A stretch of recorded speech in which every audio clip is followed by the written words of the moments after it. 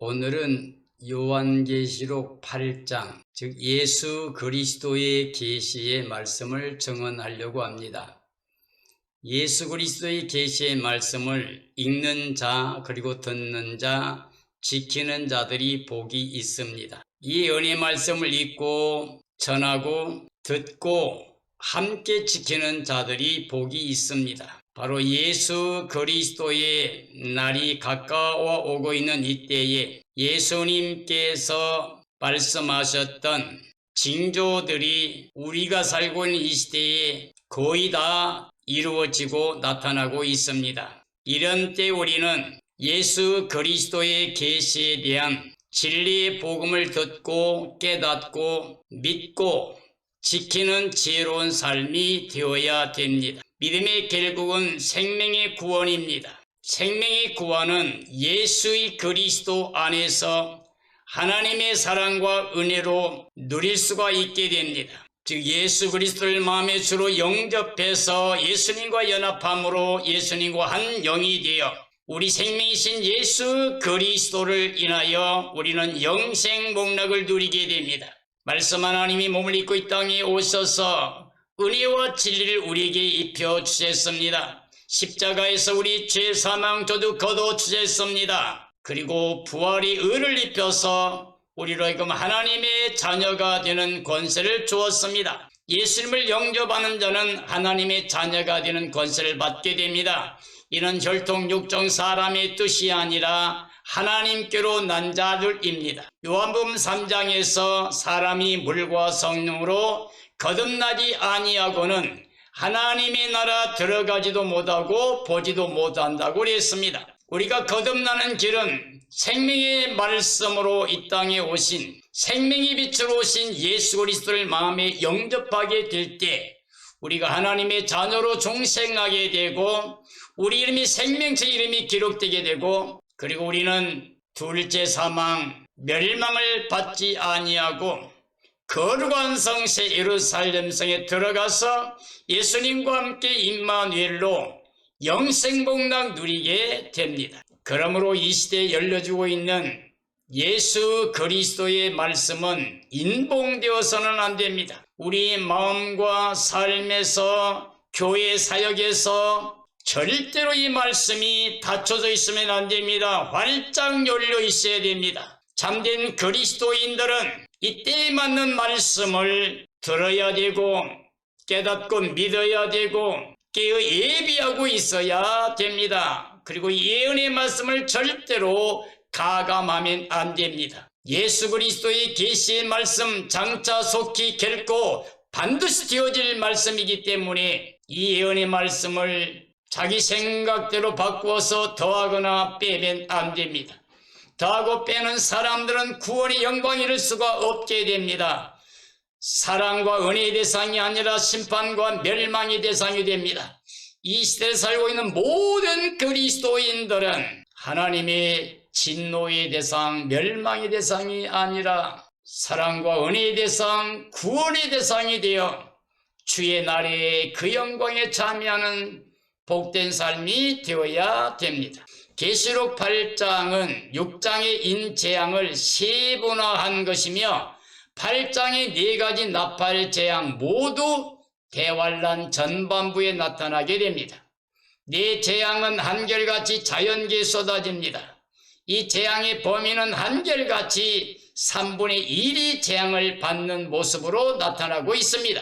인재앙은 4분의 1이었지만 점진적으로 진행과 병행을 통해서 더 확장되고 있는 것을 볼 수가 있습니다.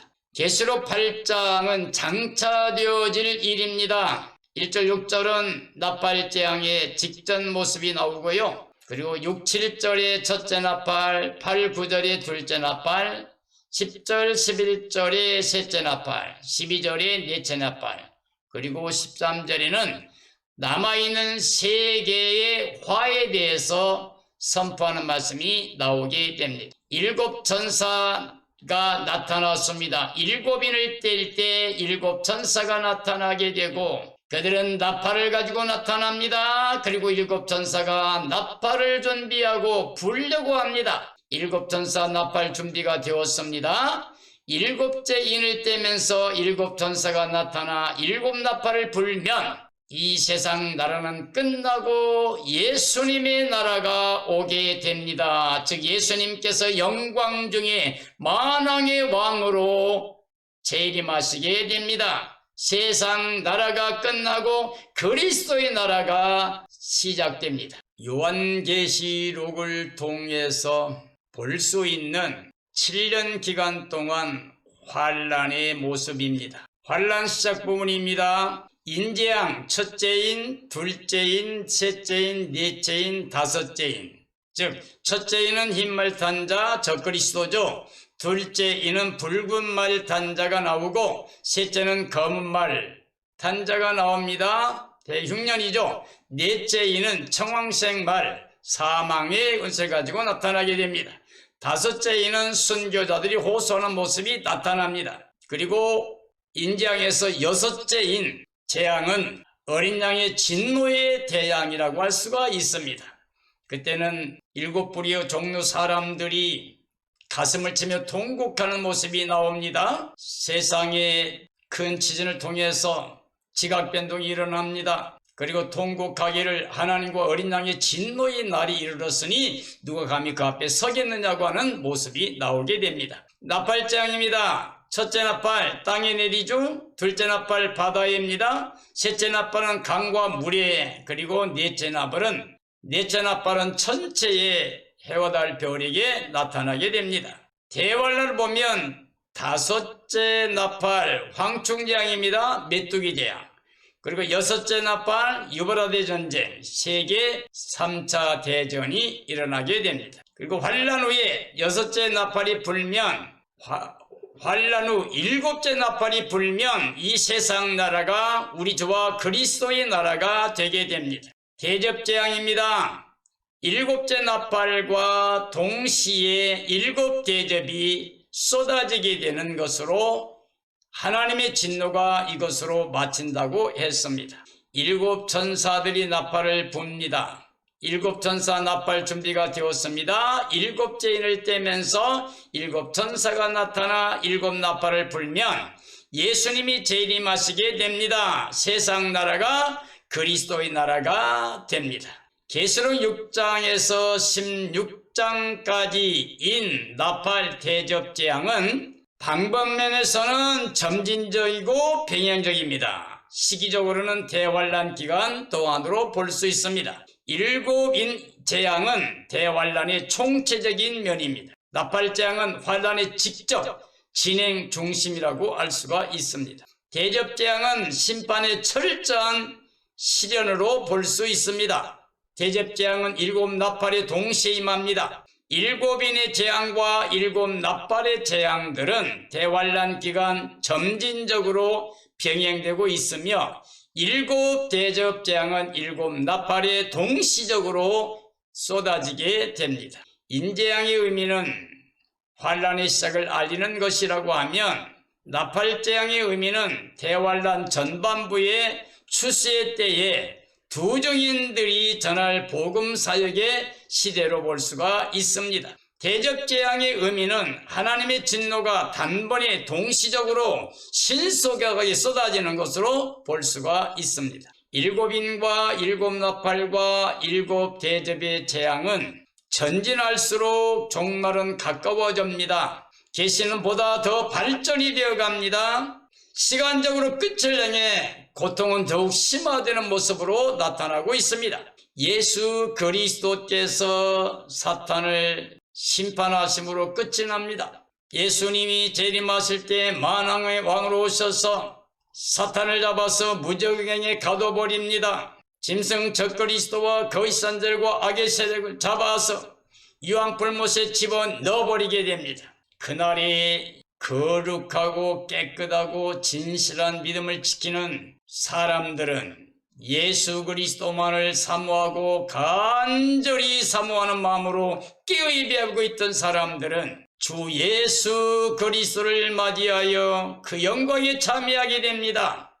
그리고 예수님과 함께 땅에서 예루살렘 성에 들어가게 됩니다. 거룩한 혼인잔치에 참여하게 되고 그는 예수님과 함께 임마누엘로 영생복락을 누리게 됩니다. 우리는 이 마지막 때 정말 깨어 예비하고 있는 지혜로운 종들이 되어야 됩니다. 참된 신앙이 되어야 됩니다. 반드시 주님의 날 영광에 참여하는 복된 구원의 백성들이 되어야 됩니다. 나팔재앙이 진행됩니다. 천사들이 나팔을 불게 됩니다. 첫째 나팔 땅에 즉 식물계에 내립니다. 둘째 나팔 바다에, 셋째 나팔 강샘에 자연계에 내립니다. 넷째 나팔은 하늘 전체에 내립니다. 다섯째 나팔 황충 메뚜기 재앙이 있습니다. 여섯째 나팔 유브라데 전쟁, 3차 중동에서 일어날 전쟁, 일곱째 나팔 일곱 대접 재앙 전체에 쏟아지는 재앙입니다. 나팔 재앙은 7년 대환란 기간에 온 땅에 임하는 하나님의 재앙이라고 할 수가 있습니다. 일곱 나팔의 재앙, 육지 수목 3분의 1이 타서 재가 된다고 그랬습니다. 바다 생물 3분의 1이 죽어 없어집니다. 세상 강, 샘물 3분의 1 쓰게 됩니다. 해달별 전체 3분의 1이 파괴됩니다. 황충이 하나님이 인을 받지 못한 자를 괴롭힌다고 했습니다. 중동에서 큰 전쟁으로 사람 3분의 1이 죽게 됩니다. 전사가 마지막 나팔을 예고하는 것으로 나타나고 있습니다. 8장 1절 5절이죠. 반시 동안 고요함은 7인이 띄어지고 7 나팔이 무서운 재앙들, 7 나팔 무서운 재앙들이 임하기 전에 두렵고 떨리는 엄숙한 정경을 상징적으로 묘사하고 있는 것으로 보고 회개할 기회인 것으로 생각해야 됩니다. 성도들이 기도할 중요한 기회 시간이 주어진 겁니다. 하나님이 마지막 회개의 기회를 베푸시는 긍휼의 시간이 주어진 고요함이라고 할 수가 있습니다. 첫째 천사가 나팔을 불었습니다. 피 섞인 우박과 불이 땅에 쏟아졌습니다. 나무 3분의 1과 모든 푸른 불이 탔는데 이것은 땅에 실제적으로 임할 재앙으로 볼 수 있는데 모세 출애굽 때 7번째 재앙도 이와 같았습니다. 우리들의 삶의 터전이 이제 재앙으로서 점진적으로 파괴되어 가고 있다는 징조가 눈으로 바라볼 수 있는 상황으로 전개될 것을 보여줍니다. 둘째 천사가 나팔을 불었습니다. 불이 탄 거대한 산, 멸망의 산이며 이는 바빌론 음녀 혹은 짐승의 제국으로 바다 세계 열국에 던져지므로 생명들이 3분의 1이 죽고 배들도 역시 3분의 1이 파괴됩니다. 이것은 자연적인 재앙을 포함한 것이며 동시에 상징적인 의미로는 불이 탄 거대한 산, 이 산은 세상의 생명들과 교회들의 3분의 1이 무너지는 것으로 볼 수도 있습니다. 셋째 천사가 나팔을 불었습니다. 햇불같이 타는 큰 들이 떨어진 것은 1차적으로 실제적으로 세상에 내려질 하나님의 재앙으로 애굽 나일강에 임했던 재앙을 암시한 것으로 볼 수 있고 2차적으로는 마지막 대환란 때에 배동하는 무리들에 의해서 진리가 타락하여 땅에 소망을 두는 자들의 멸망으로 볼 수도 있습니다. 이 마지막 때에 큰 역할을 하고 있는 하나님의 종들이 타락하고 변질되고 교회가 배교하는 모습으로도 우리가 볼 수가 있습니다. 햇불같이 타는 큰 별은 교황 같은 큰 유명한 영적 지도자로 볼 수도 있어요. 이런 본서의 별의 비밀은 주의 사자들로 나옵니다. 햇불같이 타는 큰 별이 떨어짐으로 강들이 3분의 1이 죽게 되는 자연적인 재앙들이 있을 수 있고 영적으로도 진리의 말씀에 쑥과 같은 미혹의 말을 뿌려 진리에서 돌아서고 악한 자들이 그 쑥과 말에 넘어가고 영적으로 죽을 수도 있는 그런 상황을 볼 수도 있습니다. 햇불같이 타는 큰 별은 쑥입니다. 자연적인 재앙과 함께 영적인 물이 쑥이 되어 많은 영혼들을 죽이게 될 것으로 볼 수 있습니다. 바빌론 음료로 인해서도 얼마나 많은 생명이 죽게 될지 계시록 17장 18장에 보여주셨습니다. 중세시대에도 이 가톨릭을 통해서 수천만 명이 순교를 당했습니다. 넷째 천사가 나팔을 불었습니다. 해와 달과 별이 각각 3분의 1씩 다 빛을 잃을 것입니다. 어둠이 임하게 됩니다. 이것은 문자적으로 볼 수도 있습니다. 애굽의 9번째 재앙으로 3일 동안 어둠이 임한 것과 같습니다. 그러나 상징적인 의미로도 볼 수 있습니다. 문자적인 재앙으로도 혹은 이단 사상으로 진리가 빛을 잃은 것일 수도 있다는 말이 됩니다. 이 계시록은 예수 그리스도의 말씀입니다. 예수님께서 살리는 건 여기요 육은 무익하다고 하시고 내가 이르는 말이 영이요 생명이라고 하셨습니다. 이 시대 모든 그리스도인들은 말씀 밖에 넘어가면 절대 안 됩니다. 이 시대에 이루어지고 있는 계시록의 말씀을 온 마음으로 받아서 참된 믿음으로 깨어있어 예수님의 재림의 날에 그 영광에 참여하는 복된 생명들이 되어야 됩니다. 하나님께 반역했던 누시엘이 누시퍼가 되고 교만한 자로 하나님께 영원한 저주받은 자로 거짓의 아비로 살인자로 이 땅에 사람들을 미혹했고 사람들로 하여금 죄와 사망과 저주 아래 떨어지게 하고 지금도 이 세상 신으로서 공중의 권세 잡은 자로서 미혹의 영으로서 육체를 가지고 보이는 세상만을 위해 사람들이 살아갈 때 그들을 지배하고 통제하는 에뱀, 용, 마귀, 사탄이 이제 최후에 발아갈 때가 되었습니다. 요한계시록 12장에서 하늘에서 미가엘과 그의 사자들과 함께 싸우다가 쫓겨난 용과 그의 사자들이 이 땅에서 최후 발아갑니다. 그래서 짐승과 적그리스도를 내세우게 될 겁니다. 바벨론 음녀를 내세우게 될 겁니다. 그러니 모든 세상 사람들이 미혹을 받아 믿음이 깨지고 그들에게 끌려가서 결국 하나님의 심판과 멸망의 대상이 되게 됩니다. 사랑하는 그리스도인들이 우리는 이제 깨어야 됩니다. 이제 예수 그리스도를 마음에 영접하고 성령의 능력으로 거룩한 진리의 말씀을 지켜야 됩니다.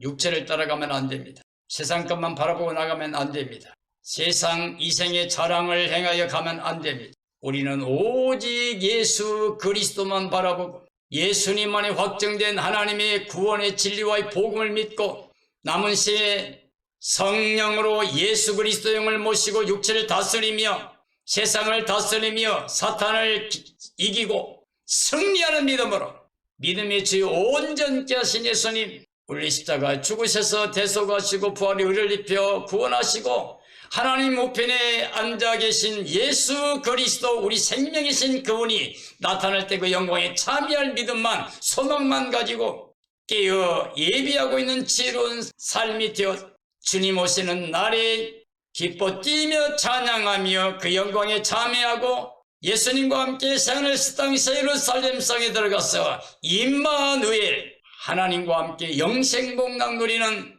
복된 삶이 되어야만 됩니다. 이런 삶들이 이루어지기를 예수님의 이름으로 축원합니다. 축원합니다.